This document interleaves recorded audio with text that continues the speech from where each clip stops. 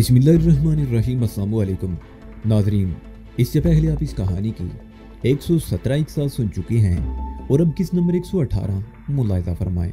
इसी दौरान tractor start होने की आवाज सुनाई दी। चंद सेकंड बाद ट्रैक्टर ट्राली वहां से चली गई और उसके फौरन बाद ही शारिक और तफैल अंदर दाखिल हुए। शारिक को देखकर चौधरी करामत थर थर कांपने लगा। मैंने शारिक को सब कुछ बता दिया है। इरफान ने करामत की बात काटते हुए कहा, उस रात अगर मैं शारिक के हाथ लगने की बजाय थाने चला जाता तो हाजी के साथ तुम भी मारे जाते। मुझे या शारिक को तुमसे कोई दुश्मनी नहीं, हम तुमसे चंद बातें पूछने के लिए आए हैं और मुझे यकीन है तुम ठीक ठीक जवाब दोगे। इरफान भाऊ, तुम जानते हो मेरा बहुत अरसे से हाजी से लेन देन खत्म हो चुका है। मेरा तो उसे मिलना जुलना भी नहीं था। उसका यहाँ आना मुझे अच्छा नहीं लगा था, लेकिन मैं उसे मना भी नहीं कर सकता था। अगर मैं उसे मना कर देता तो तुम जानते हो वो मुझे किस तरह नुकसान पहुंचा सकता था। तुमने हाजी से दोस्ती का हक अदा किया है और मैं उसके लिए तुम्हें मुर्दे इल्जाम नहीं ठहराता। शारिक ने कहा, मैं हाजी को तुमसे ज्यादा जानता हूँ। इनकार की सूरत में वो तुम्हें यकीनन बड़ा नुकसान पहुंचाता। बहरहाल लानत भेजो उन पिछली बातों पर। हम तो तुमसे ये मालूम करने आए हैं कि हाजी गया कहाँ है। चौधरी करामत कुछ कहना चाहता था मगर बिल्ले को आते देखकर खामोश हो गया। बिल्ले ने दोनों हाथों में ट्रे उठा रखी थी जिसमें चाय के 4 गिलास थे। उसने एक गिलास सबको दिया और दरवाजे में खड़ा हो गया। चल तू बाहर चल कर बैठ, मैं अभी आता हूँ, करामत ने बिल्ले से कहा और उसके जाने के बाद शारिक की तरफ देखते हुए बोला, मुझे बिल्कुल मालूम नहीं कि वो कहाँ गया है। अलबत्ता जाने से पहले उसने टेलीफोन पर मकसूद से बात की थी और वही आकर उन्हें ले भी गया था। अगर मुझे पता होता तो मैं जरूर बता देता। देखो करामत, शारिक उसके चेहरे पर नजरें जमाते हुए बोला, तुम हाजी के पार्टनर रहे हो और ये भी जानते हो कि हाजी ने तुमसे धोखा किया था और तुम्हें दूध में मक्खी की तरह निकाल दिया था। धोखा और फराड उसकी फितरत में शामिल है। बाजे गुजर के साथ भी उसने यही किया था और फिर मेरे साथ जो कुछ हुआ वो भी तुम जानते हो। उसका दीन ईमान पैसा है, वो किसी का दोस्त नहीं। इरफान की एक मामूली सी गलती पर इतनी बड़ी सजा, उससे तुम्हें यह भी पता चल गया होगा कि वो किस कदर जालिम और संगदिल है। कल को वो तुम्हारे साथ भी यही सब कुछ कर सकता है। वो चंद लम्हों को खामोश हुआ, फिर बात जारी रखते हुए कहने लगा, उसके साथ अगरचे मैं भी गुनाहों की इस दलदल में फंसा हुआ हूँ, लेकिन मैंने तय कर लिया है कि उसे मुकम्मल तौर पर तबाह करके छोड़ दूंगा। हाजी अपनी बर्बादी में दूसरों को भी लपेट रहा है और तुम भी उस लपेट में आ सकते हो। अगर तुम बहुत से दूसरे बेगुनाहों को और अपने आप को बचाना चाहते हो तो हमें बताओ कि वो कहाँ गया है। इस मर्तबा मैं उसे माफ नहीं करूंगा। मैं सच कहता हूँ शारिक बाबू, मुझे बिल्कुल पता नहीं कि वो कहाँ गया है। चौधरी करामत ने जवाब दिया। ठीक है, शारिक ने कहा, हम उसका ठिकाना तो 1-2 दिन में मालूम कर लेंगे, लेकिन अगर मुझे यह पता चला कि तुम उसके ठिकाने से वाकिफ थे तो यकीन कर लो दुनिया की कोई ताकत तुम्हें मुझसे बचा नहीं सकेगी। मुझे बिल्कुल मालूम नहीं शारिक बाबू, मैं अपने बच्चों की कसम खाता हूँ, करामत बोला। अगर मुझे पता चल गया तो मैं फौरन तुम्हें इतला दे दूंगा। ठीक है, शारिक ने कहा, मैं दिन में 1-2 मरतबा टेलीफोन पर तुमसे राब्ता रखूंगा। गुफ्तगू शनीर के दौरान वो चाय भी पीते रहे। बातें दोस्ताना माहौल में होती रही थी। शारिक ने चौधरी करामत को यह बावर करा दिया था कि अगर वो हाजी के बारे में उसे मालूमात फराहम करता रहे तो वो उसे तहफ़्फ़ुज़ फराहम करेगा। जब वो लोग वहां से रुखसत हुए तो 12 बजने वाले थे। चौधरी करामत भी उनके साथ बाहर आया। ये सड़क इस वक्त बिल्कुल सुनसान पड़ी थी। शारिक ने पहले सोचा कि लखू ढेर और मोहम्मद बूटी से होता हुआ उस सड़क पर सीधा रावी के पुल की तरफ निकल जाए, लेकिन इस तरह बहुत लंबा चक्कर पड़ जाता। उसने कार दरोगा वाला की तरफ मोड़ दी। चौधरी करामत इस वक्त भी दुकान के सामने खड़ा था।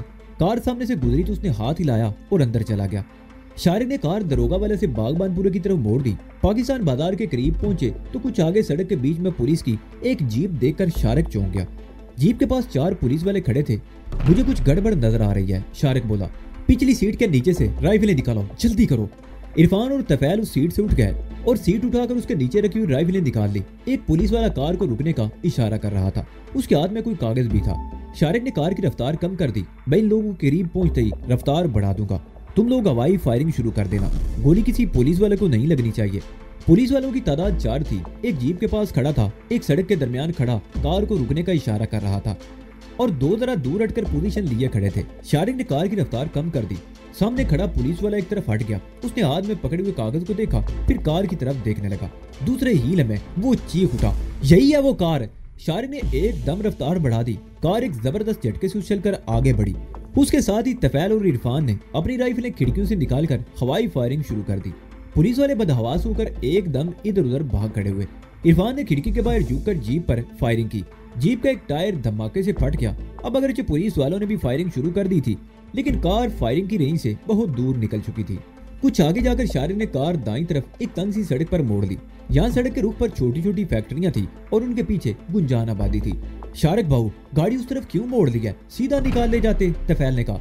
तुमने देखा नहीं कि पुलिस वाले के हाथ में एक कागज था जिस पर हमारी गाड़ी का नंबर लिखा हुआ था।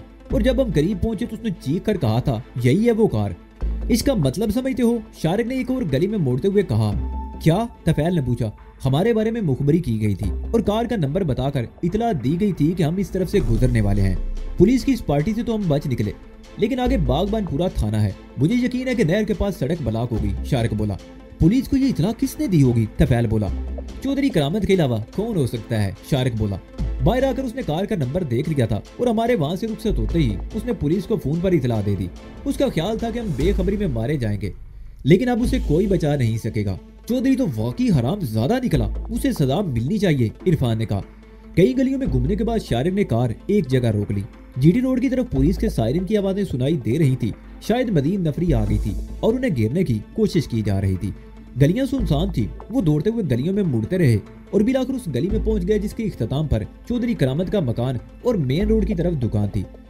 वो मकान की दीवार के पास रुक गए। शारिक ने तफैल को इशारा किया। उसने गली के अगले मोड़ पर जाकर कर देखा, दुकान बंद थी और वहाँ कोई नहीं था। उसका इशारा पाकर शारिक इरफान का सहारा लेकर बड़ी आहिस्ती से दीवार चढ़ गया और फिर उसने इरफान को भी ऊपर खींच लिया। दीवार के दूसरी तरफ उतरने में कोई परेशानी नहीं हुई। कमरे का दरवाजा खुला हुआ था और चौधरी करामत टेलीफोन पर किसी से बात कर रहा था। शारिक ने इरफान को इशारा किया। वो दुकान वाले दरवाजे की तरफ चला गया। शारिक दबे कदमों चलता हुआ कमरे के दरवाजे के करीब पहुंच गया और आड़ में खड़े होकर अंदर की आवाज सुनने लगा। चौधरी करामत की आवाज अगर से ज्यादा ऊंची नहीं थी, लेकिन उसके मुंह से निकला एक एक लफ्ज शारिक की समझ में आ रहा था। वो कह रहा था, जो काम तुम नहीं कर सके वो मैंने कर दिया है। शारिक और इरफान अब तक या तो मारे जा चुके होंगे या पुलिस के घेरे में हैं और वो बचकर नहीं जा सकेंगे। तुम फिक्र ही मत करो, मैं तुम्हारा दोस्त हूँ यार, और दोस्ती निभाना जानता हूँ। शारिक भी बच्चा है। शारिक कार से निकलकर दरवाजे के सामने आ गया। चौधरी करामत का रुख दूसरी तरफ था। वो कह रहा था, अगर शारिक को पता चल भी गया कि पुलिस को मैंने उसके बारे में इतला दी थी तो उससे कोई फर्क नहीं पड़ेगा। अब तुम कोई फिक्र मत करो। बात करते करते वो मुड़ा तो शारिक को देखकर आवाज उसके हल्क में अटक गई और रिसीवर उसके हाथ से छूट गया। उसकी आंखें खौफ और दहशत से फैलती चली गई। वो थर थर कांपने लगा। शारिक उसे पिस्तौल की दद में लेता हुआ कमरे में आ गया और एक हाथ से रिसीवर उठाकर कान से लगाते हुए माउथ पेस में बोला, शारिक को घेरना मारना इतना आसान नहीं पाजी जितना तुम समझ रहे हो। इस बदबख्त करामत को तो मैं भी इसके अंजाम को पहुंचा दूंगा और अब तुम भी अपने अंजाम के लिए तैयार हो जाओ। मैंने तुमसे वादा किया था कि तुम्हारे किसी ठिकाने के बारे में पुलिस को नहीं बताऊंगा, लेकिन अब न सिर्फ पुलिस तुम्हारे पीछे लगेगी बल्कि मैं भी तुम्हारा पीछा करूंगा। जितना भाग सकते हो भाग लो। उसने रिसीवर रख दिया और करामत की तरफ बढ़ा। तुम तो बच्चों की कसम खाकर कहते थे कि तुम्हें हाजी के ठिकाने का पता नहीं। तुमने ये कसम शायद इसलिए खाई थी कि तुम्हारी बीवी की कोख से जन्म लेने वाले बच्चे तुम्हारे नहीं हैं। चलो कोई बात नहीं, तुम्हारी इस बात को तो मैं माफ कर सकता हूँ, लेकिन तुमने पुलिस को मेरे बारे में इतला देकर इतनी बड़ी गलती की है जिसे मैं माफ नहीं कर सकता। तुम समझते थे कि पुलिस मुझे आसानी से पकड़ लेगी या गोलियों से भून डालेगी। तुम नहीं जानते, लेकिन अब तुम्हें पता चल जाएगा। मुझे माफ कर दो शारिक बाबू। चौधरी करामत गिड़गिड़ाता हुआ उसके कदमों पर गिर गया। शारिक ने उसे पैर की ठोकर से दूर गिरा दिया। इसी दौरान इरफान भी आ गया। उसने बिल्ले को गर्दन से पकड़ रखा था। वो भी खौफ से बुरी तरह कांप रहा था। अंदर दाखिल होकर उसने बिल्ले को चारपाई पर फेंक दिया। खामोशी से पड़े रहो, वो उर्राया। अगर तुम्हारे मुंह से आवाज निकली तो गोली से उड़ा दूंगा। ये बाहर बैठा क्या कर रहा था? शारिक ने पूछा। ट्राली के इंतजार में बैठा हुआ था, इरफान ने बताया। 3 बजे एक और ट्राली पट्टे लेकर यहाँ आने वाली है। वो चंद में खामोश हुआ, फिर चौधरी करामत की तरफ देखते हुए बोला, तुम्हें गैरत नहीं आई पुलिस को टेलीफोन करते हुए? क्या तुम समझते थे कि हम मार दिए जाएंगे और तुम्हें हाजी से इनाम मिलेगा? मुझसे गलती होगी इरफान भाऊ। करामत अब उसके कदमों में गिरकर गिड़गिड़ाने लगा। उस लड़के का और इसका मुंह बांध दो, मैं इसे बताता हूँ कि ऐसी गलतियों की सजा क्या होती है, शारिक ने कहा।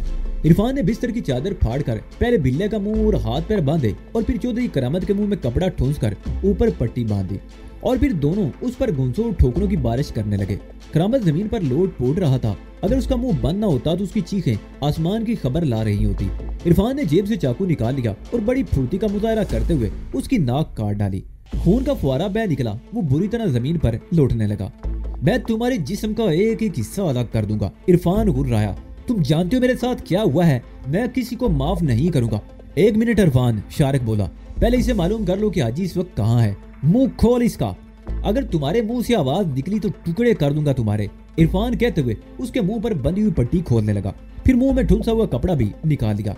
नाक कट जाने से उसकी शक्ल ही बदल गई थी। सारा चेहरा खून आलूद था। गर्दन पर भी खून बह रहा था और फर्श पर भी खून के छींटे पड़े हुए थे। बताओ हाजी कहाँ है? शारिक ने पूछा। वो समनाबाद में है, करामत ने जवाब दिया। उसके मुंह से निकलने वाली आवाज में अजीब सी खड़खड़ाहट थी।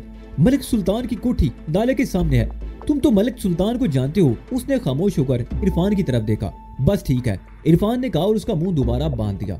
चारपाई पर पड़ा हुआ बिल्ला खौफ से थर थर कांप रहा था और जब इरफान ने करामत पर चाकू से वार किया तो बिल्ले ने जुरजुरी ली और आंखें बंद कर ली। वो बेहोश हो गया था। इरफान कुछ देर खड़ा आमता रहा, फिर वो बदतदरीज अपने हवास में आता चला गया। उसने चाकू फेंक दिया और अपने हाथों को देखने लगा। ये कपड़े ले जाओ। शारिक ने खूंटी पर टंगे हुए चौधरी करामत के कपड़ों की तरफ इशारा किया। मुंह हाथ धो लो और कपड़े बदल लो, हमें अब यहाँ ज्यादा देर रुकना नहीं चाहिए। पुलिस के सायरन की आवाजें कुर्बो जवार में सुनाई दे रही हैं। इरफान ने एक बार फिर अपने खून आलूद हाथों और कपड़ों की तरफ देखा। उसने बिस्तर की चादर से अपने हाथ साफ किए और खूंटी पर लटके हुए कपड़े उतारकर बाहर चला गया। शारिक चौधरी करामत की लाश को देखते हुए इरफान के बारे में सोच रहा था। कितना संग दिल और सफाक इंसान है ये। इसने फारूक की बीवी रोना को भी इसी तरह कत्ल किया होगा। पुलिस सायरन की आवाजें अब चारों तरफ से सुनाई दे रही थी। शाहरुख को अंदाजा लगाने में दुश्वारी पेश नहीं आई कि इस पूरे इलाके को घेरे में लेने की कोशिश की जा रही थी। इसकी गाड़ी पुलिस की नजरों में आ गई होगी। अब पुलिस की तवज्जो इसी इलाके पर होगी। शाहरुख का ख्याल दुरुस्त निकला। पुलिस की एक गाड़ी सायरन बजाती हुई उस गली में से भी गुजरी। उसके थोड़ी देर बाद तफैल अंदर आ गया। वो दुकान के बाहर पट्टों के गट्ठों में छुपा हुआ था। शाहरुख बाबू, वो जमीन पर पड़ी हुई करामत की लाश की तरफ देखते हुए बोला, पुलिस इस इलाके को घेरे में ले रही है, हमारा निकलना मुश्किल हो जाएगा।